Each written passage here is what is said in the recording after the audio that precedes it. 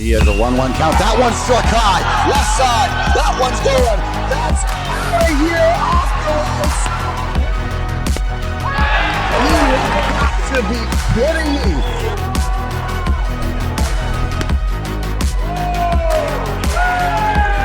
Fireworks. Here you go.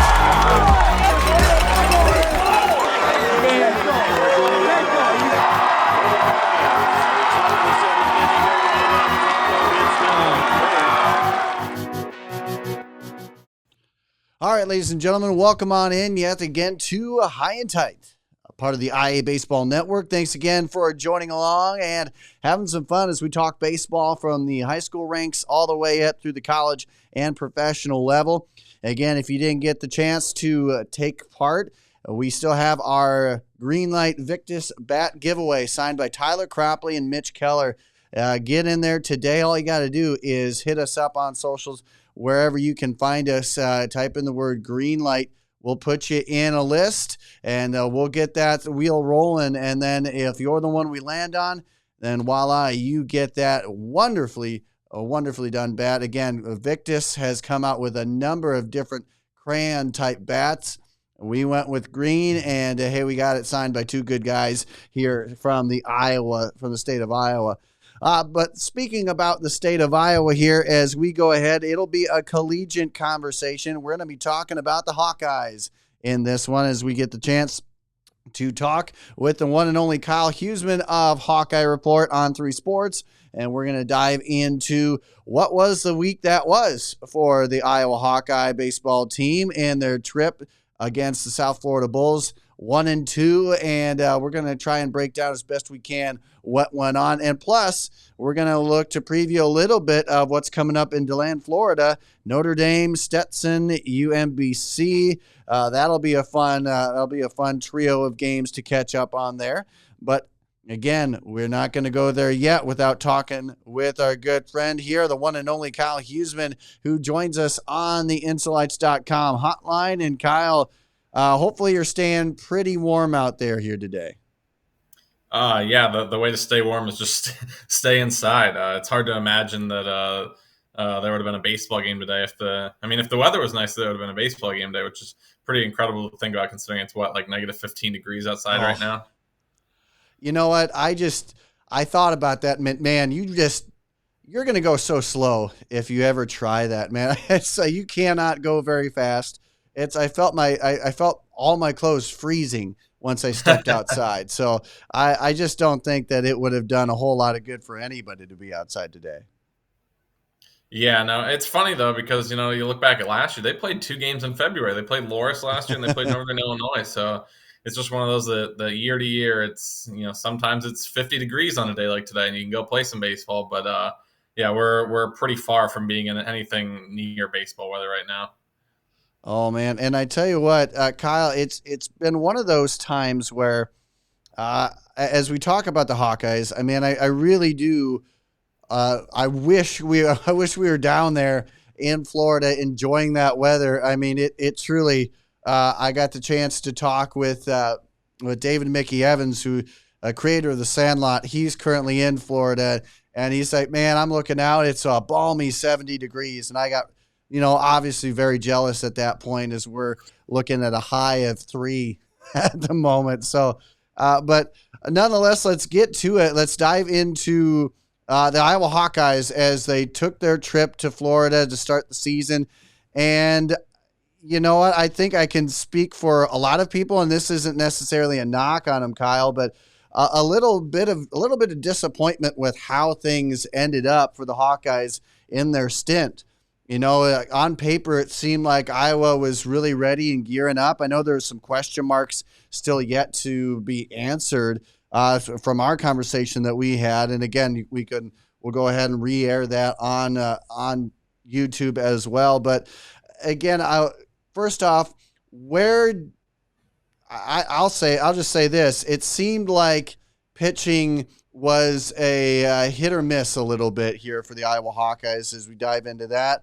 It was a kind of a double-edged sword, at least in my eyes. Where do you feel like the downfall ultimately started here for Iowa when it comes to what they did in Florida? Yeah, I think the first thing is you look at it and you're playing 3-game series, so there's slim. I mean, we know baseball has slim margins. So it doesn't take a lot to lose a game, even against a team that you're a perceived favorite against. But when you're playing a 3-game series, the difference between winning 2 games and 1 game is pretty large, right? I mean, you win 2 out of 3, you feel good, you feel like you won the weekend. Well, you did win the weekend if you win 2 out of 3. Yeah. But all of a sudden you win one, and it feels like just a massive difference. And all you're talking about is the difference of maybe a couple of bounces here and there in one game. And that's kind of what it felt like for Iowa this past weekend at South Florida. Held a lead in all 3 games. They won on Saturday comfortably, but both Friday and Sunday held leads into the middle innings and just weren't able to get it done. You mentioned the pitching. I thought the starting pitching was fantastic. Oh yeah. Kate Obermueller gave a good start on Friday. Had a little bit of, I wouldn't even say a rough first inning. Had one walk in that first inning, an error on a stolen base, an errant throw on a stolen base, got the run at the third, and then a ground ball drove him in. It wasn't even really a rough inning. It was just the one walk. Yeah. But Cade goes 5 innings, strikes out 10, 2 walks. Threw just over 60% of his pitches for strikes. So for Cade to battle back after throwing 30 pitches in the first inning and be able to go 5 innings, I thought was really good out of him. Yeah. And then Aaron Savory comes out on Saturday and similar, a little bit rougher first inning, walks the first 2 guys of the game, allows a double to drive in a run, and then allows a run later in the inning. But kind of similar to Cade, just right after that, really after those first 3 batters was almost perfect. I mean, he retired 18 of the next 19 after those first 3 reached base. And he went 6 innings, 10 strikeouts, 2 walks, allowed the 2 runs. So those 2 in particular, I thought, for an opening weekend to get 11 innings combined out of those 2, I thought was fantastic. Both of them threw over 60% of their pitches for strikes. And then you had Reese Buter on Sunday get the start. And only goes 4 innings. He probably could have went longer if you're talking middle of the season, but 70 pitches for him, a guy that didn't start last year. 70 pitches was probably good for him for the opening weekend. But 4 innings, allowed a couple of solo home runs, allowed 5 hits, but didn't walk anybody. Had 3 strikeouts. So I thought for him that it was a decent start. Certainly for a Sunday start in the first weekend of the season, I think it was good enough.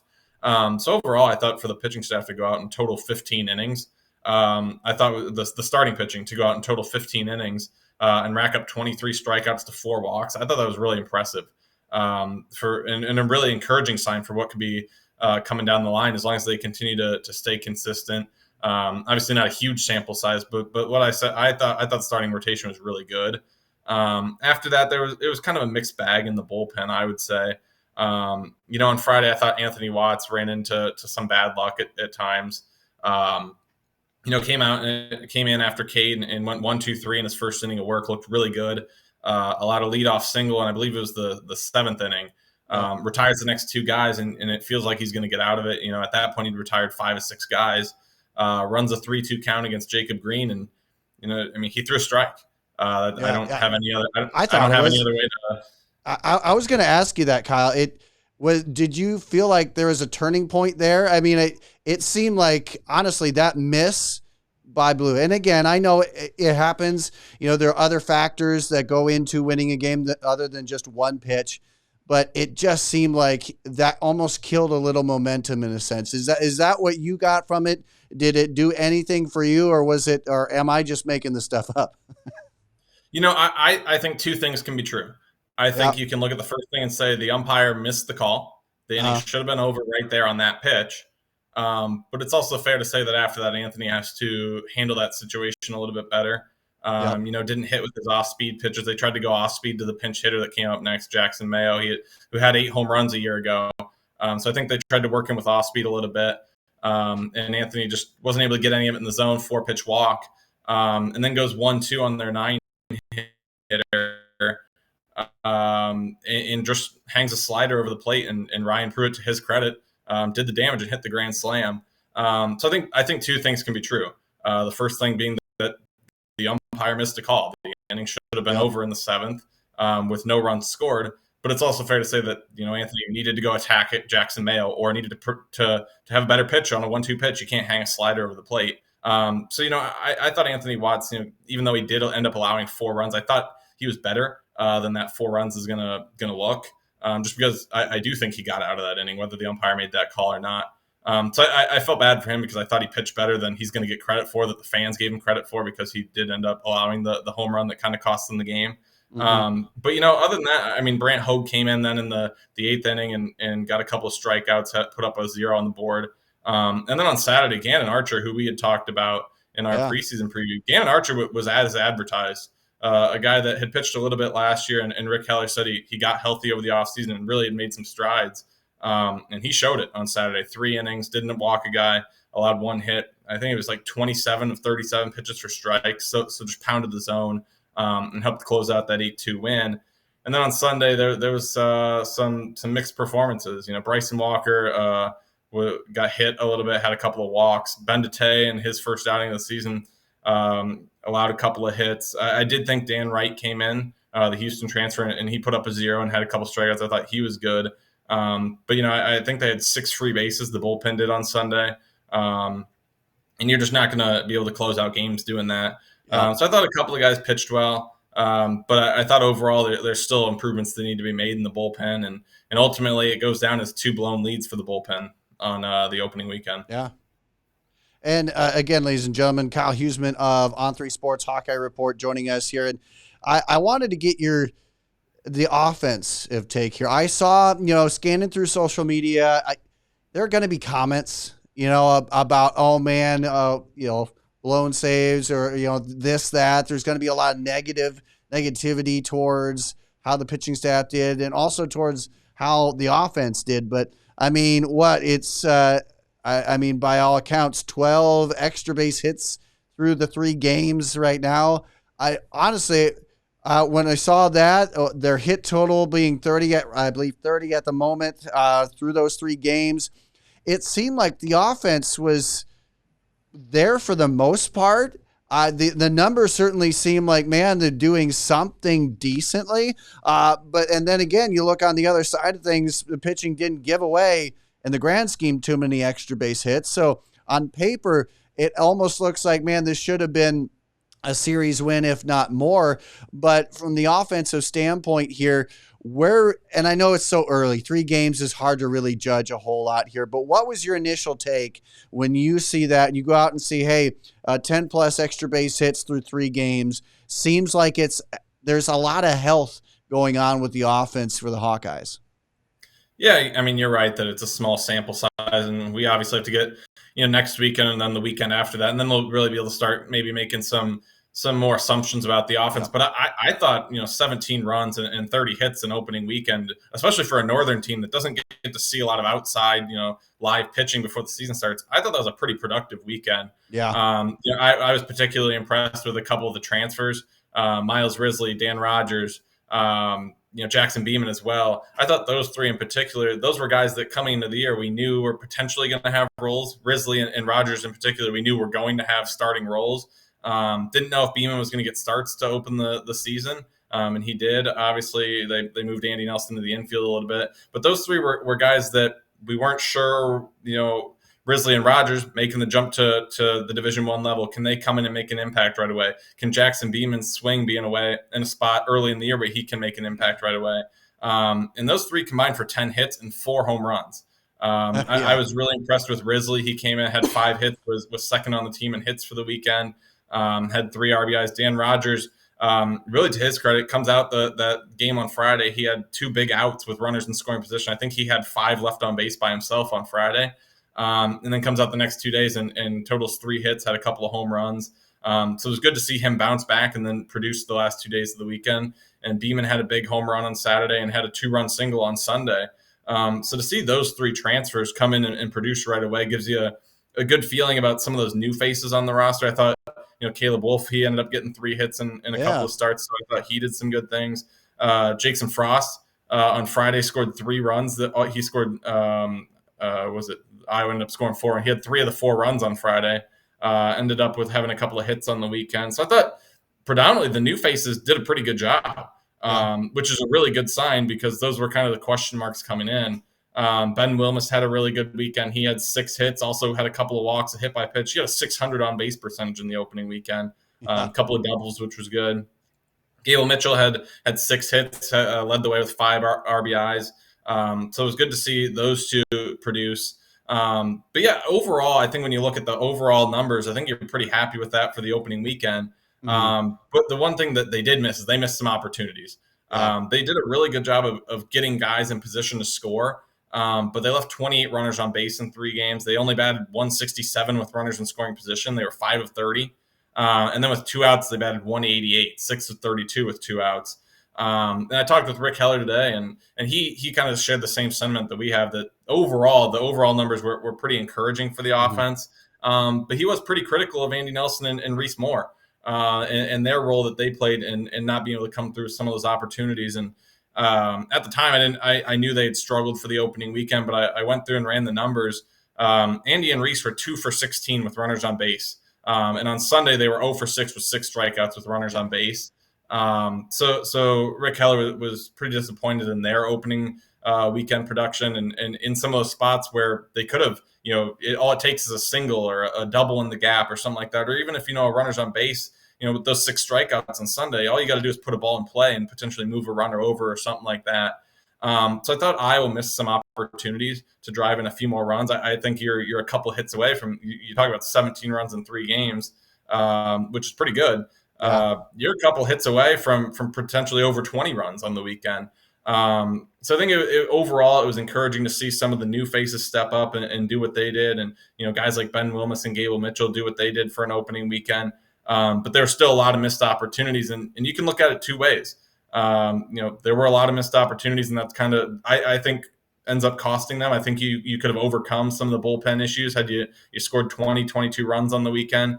But you can also look at it and say they did a really good job of getting into that position. Yeah. They batted 280 as a team, which isn't bad. As you mentioned, 30 hits in 3 games. If you're going to put up 10 hits a game, that's going to be pretty good. So I think you believe that going forward, a guy like an Andy Nelson, when he gets in that position again, is going to produce. When Reese Moore gets in that position again, he's going to produce. So I'm encouraged with what I saw in the offense. But next week, and they have to do a better job with runners in scoring position. Especially against a team like a Stetson, who's going to be an NCAA tournament team, in my opinion. You can't let opportunities go against a team like that. Overall, I was encouraged with the offense, but it's just going to come down to executing with runners in scoring position, with runners on base, and make sure that you're not leaving runs out there. Again, ladies and gentlemen, the one and only Kyle Huesmann joining us here as we get rolling here. Again, in studio here for myself, Andrew Brown. And again, I want to say thank you to everybody for tuning in. As always, please like, subscribe, spread the word, and have a whole lot of fun with this. Any comments and more, let us know here. iabaseball1@gmail.com is the email to go ahead and hit up if you want to go ahead and email us. Otherwise, hit us up on social media. Great place to check out what we do, and of course, all the great stuff, not just from IA baseball standpoint, but also all of IA sports. So make sure to check that out today. I do want to ask here, Kyle. I know that you had you were keeping a close eye on that first base position. You mentioned Caleb Wolf and what he kind of brings to the table here. I know that he got some action in there. He seemed to have a pretty solid start overall to his Hawkeye career. But I know it's still, that first base position is a little bit up for grabs. Is it still up for grabs right now? Has it been more solidified one way? I know I didn't think Blake Guerin did all of what he could possibly do. Certainly it didn't seem like he reached the full potential or really did much when it came to the weekend. But is it still a position that's still up for grabs? Or is it again another case of 3 games, too early to tell? Yeah, I think it's a little too early to tell. I mean, I still expect them to split. I still expect Guerin to get a start this next weekend. But Caleb Wolf ended up getting 2 starts on the weekend. I could see something like that where Caleb gets a couple of starts and then maybe Blake Guerin gets a Sunday or something like that. Or like we talked about, if a matchup maybe favors a Blake Guerin, maybe he gets it. But yeah, not a lot of sample to go with. But Blake Guerin was 0 for 4. He did get hit by a pitch, so he got on, but 0 for 4 with 2 strikeouts. And then Caleb Wolf comes in and gets 3 hits and 8 at bats. Scores a run, gets a walk as well. So I mean, opening weekend, Caleb Wolf showed better, but I don't think one weekend is going to win him the job. Yeah. But I mean, we talked about it before. I mean, if you're Blake Guerin, you got to start producing. Next time you get a start, you got to produce. Yeah. Because if Caleb Wolf is going to come in and get a couple of hits and get on base with a walk or something like that, The longer Blake Gearin goes without producing, it's going to be hard for him to start getting it back. Yep. Daniel Rogers or Reese Moore, there's just not a lot of bats to go around in that area.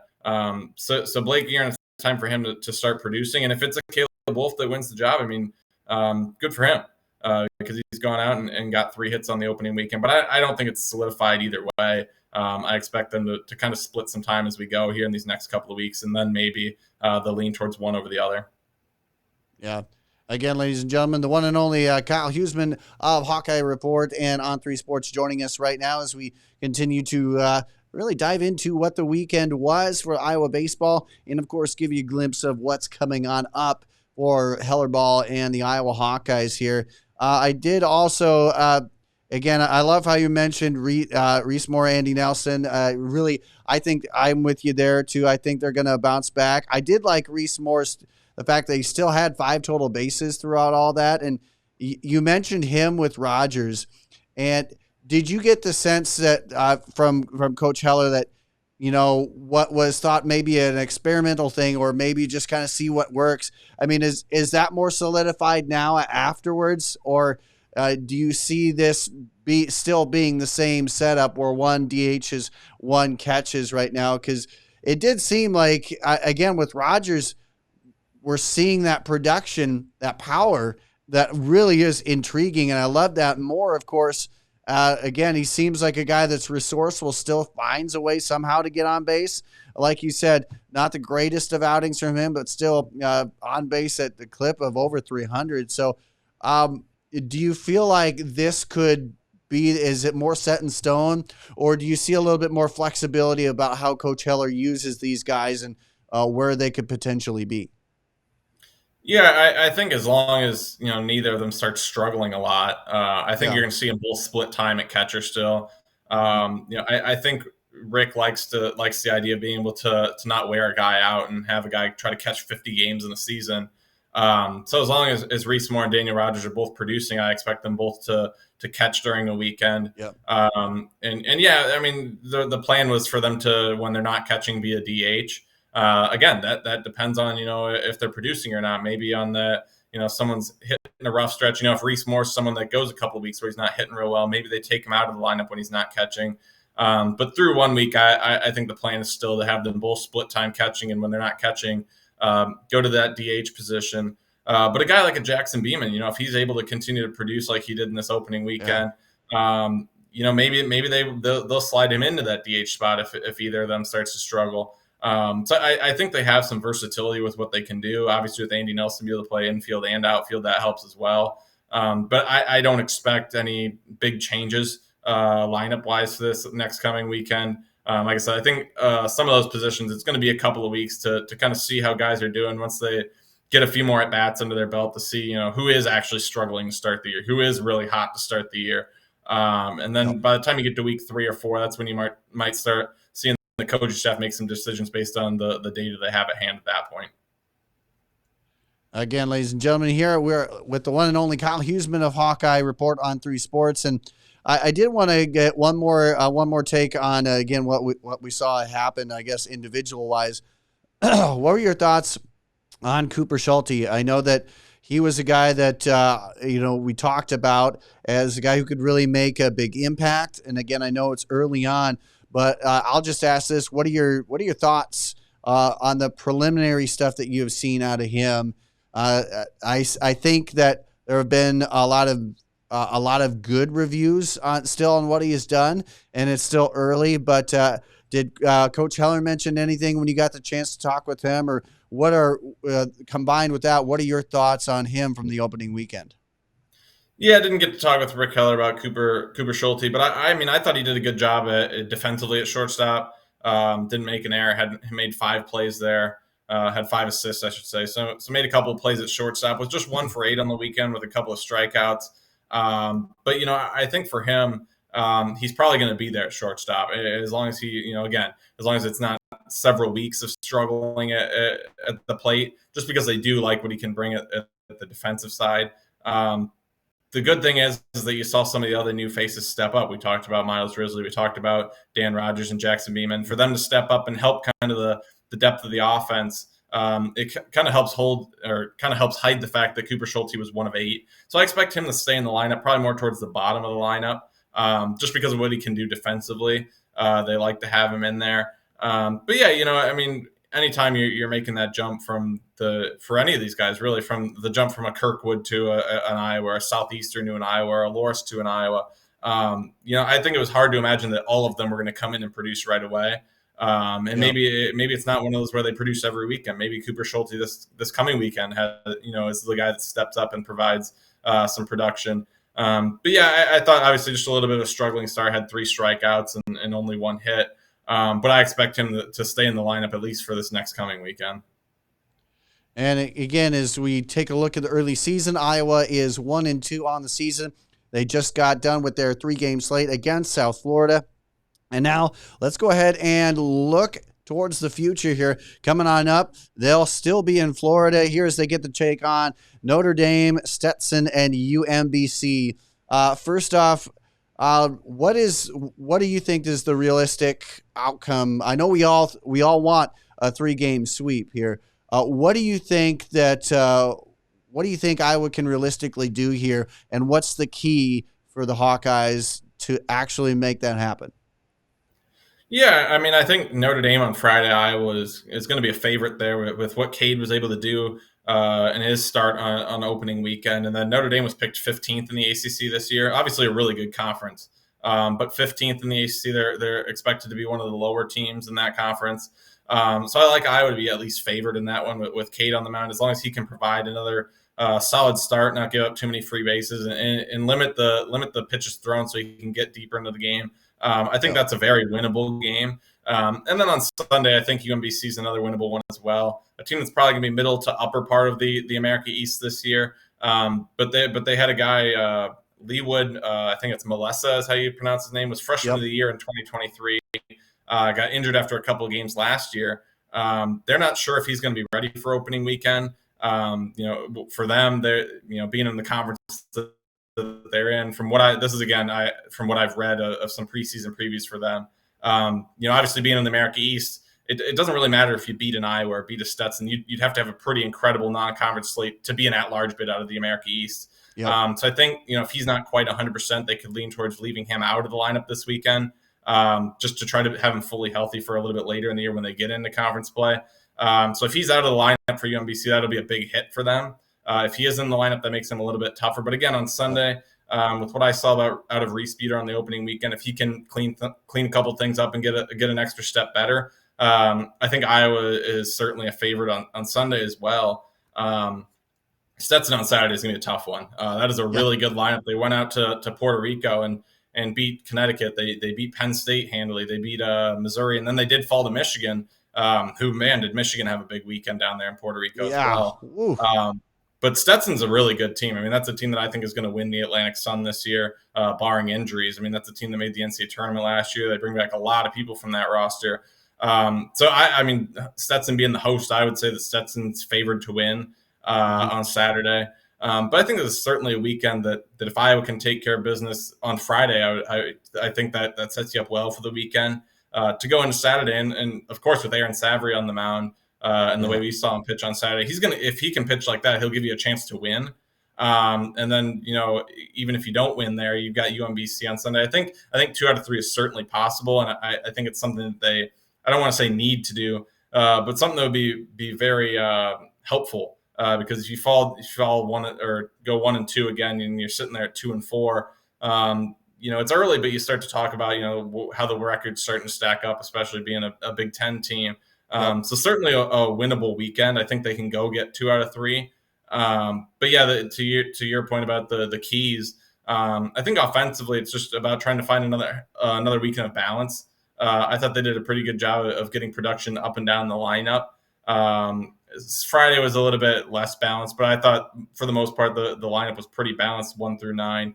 But it's going to be a matter of taking advantage of some of those opportunities that I talked about. When they have opportunities with runners in scoring position and less than 2 outs, You've got to find a way to get a run in. And, maybe if you run into those situations where maybe you got bases loaded with 2 outs, who can come up with that big hit to drive in a couple extra runs?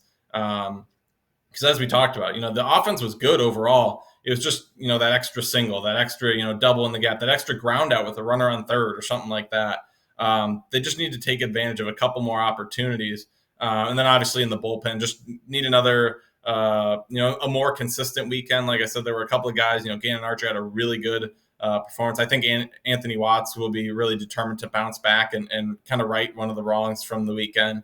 So I think and there's also a couple of guys that we haven't seen a lot of. I only saw Sam Hart for a couple of batters on Sunday.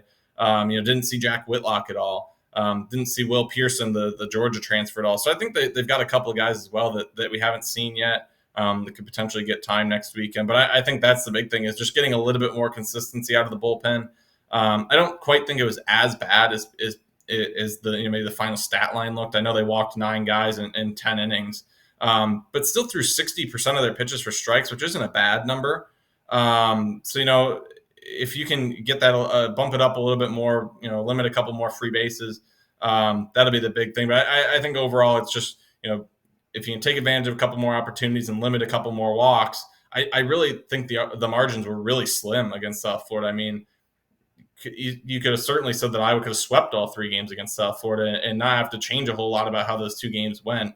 So I think it's just cleaning up a couple of things and trying to grow from week 1 to week 2. And I certainly think that they are capable of winning at least 2 games this coming weekend. Yeah, no doubt about it. I think that Iowa, I'm with you. I love the makeup of Iowa. I do feel like, man, this maybe just wasn't the out of the gate kind of performance that we all wanted, but I do feel like there is bounce back potential. I love what this potential lineup is. And you had mentioned it too. You'd mentioned that there's potentially some really good depth pieces for Coach Heller to utilize here, both whether it's on the mound or in the batter's box. There definitely seems to be some pieces that can be moved around. Question marks, but still some pieces to be moved around there. But I got to ask this here too, Kyle. I know we talked about schedule and we talked about really the importance of some games versus others. Does what happened over the weekend, does it put a little bit more pressure knowing that the schedule, again, you're playing Stetson, which is, like you said, going to be projected to be a tournament team. But does it hurt from what Iowa did this past weekend? How much does that knock against them? And does that make for a more critical showdown this weekend? Or in the end, is it kind of more of a wash? In the end, we want them to win, and ultimately the goal is to win every game. But what is the schedule? What is the strength of schedule outcome? Does this weekend have more importance put on it based off of what Iowa did in the opening? Yeah, I mean, it's so hard to say this early, but I mean, the thing that you do if you're Iowa now is you just root for South Florida, right? You hope that South Florida has, maybe a surprise year and finishes, middle of the pack to upper level of the American Athletic, and that would certainly help. But I think it's so early that it's hard to know. I mean, I don't think it's a situation where you're saying Iowa has to go win 2 out of 3 this weekend. But yeah, I mean, anytime being a Northern team, I think anytime you have a start like that where you feel like you could have gotten 2, maybe even all 3, it is one of those that I'm sure it does stick in the back of your mind a little bit. Whether you're the coaching staff or the fans or even me, I sit here and back of my head it is, they probably needed to get 2 there. They could have gotten 3. What happens at the end of the year if you're in that NCAA tournament conversation? Those are games you're looking back on. So it's certainly something that's in the back of everybody's head. But I don't think it's something that you're bringing to the forefront right now and saying, oh, that cost them something already. I think there's obviously, there's still 50 plus games to go and then a Big Ten tournament.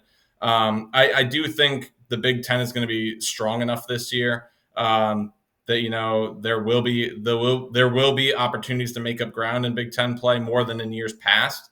But yeah, I think as long as they can go out and, put together a more consistent performance this coming weekend and then against Washington State, and then into Big Ten play, there's plenty of opportunity to make sure that this South Florida series doesn't matter. But yeah, anytime you lose a game or lose 2 games where you feel like you should have won, it certainly is something that kind of sticks with you until you can put together a winning streak that it does kind of stick with you thinking, hey, we probably should have won 2 out of 3, if not all 3. But no, I don't think it's anything that you go into this coming weekend with extra pressure. I think it's more of, just kind of going back and Rick Heller and the coaching staff going and say, here's what, maybe we didn't do so well last weekend. And here's some things that we did do well. What can we do to improve and have a more consistent weekend? And I think as long as they do that and get a little bit more consistent, whether it's pitching or hitting, I think this team still has plenty of pieces to go on a winning streak at some point this season. And I do think the schedule has the opportunities for them to rack up some good wins. Well, no doubt about that. Again, everybody, Kyle Huesmann, On3 Sports, HawkeyeReport.com. Kyle, where can they go to catch up all this stuff here? I know that we've just touched briefly on it. You have more in-depth conversation about it. Where can they go to find all that stuff for you on your recap and, of course, the preview of what's to come? Yeah, HawkeyeReport.com, On3 Sports, and then obviously my Twitter at HuesmanKyle will be where I post all my links and stuff like that. So if you have Twitter, obviously at HuesmanKyle is where to follow me. I'll post everything on there, and then HawkeyeReport.com will be. I have a article up today with some quotes from Rick Heller from the weekend, and just started on my preview for this coming weekend. That'll be out on Thursday. So plenty to look at there for upcoming baseball stuff. Hey, well, no doubt about that. Look forward to it, and hey, we'll catch you next weekend. Hopefully, with that, Kyle, it means that we've had, knock on wood, some three-game winning streak. But nonetheless, we'll recap it all once we get back here, and we'll catch you on the flip side of what will be another stint in Florida for the Hawks. Yeah, thanks for having me on. All right, ladies and gentlemen, again, that is Kyle Huesmann of On3 Sports, and make sure to check out everything, and not just baseball, but he does a great job. Women's basketball up there right now in the forefront. If you're a fan there, which I know I am, glued to it, as well as some other things, man, he is all over the world of Hawkeye sports. So, hey, thanks again for tuning in, ladies and gentlemen. I am Andrew Brown here. We're kind of trying and keep these ones rather short and sweet. And so thanks for tuning in to a segment of which we dive into more Hawkeye talk. But until we see each other next time, stay safe on the base pass. Thanks again.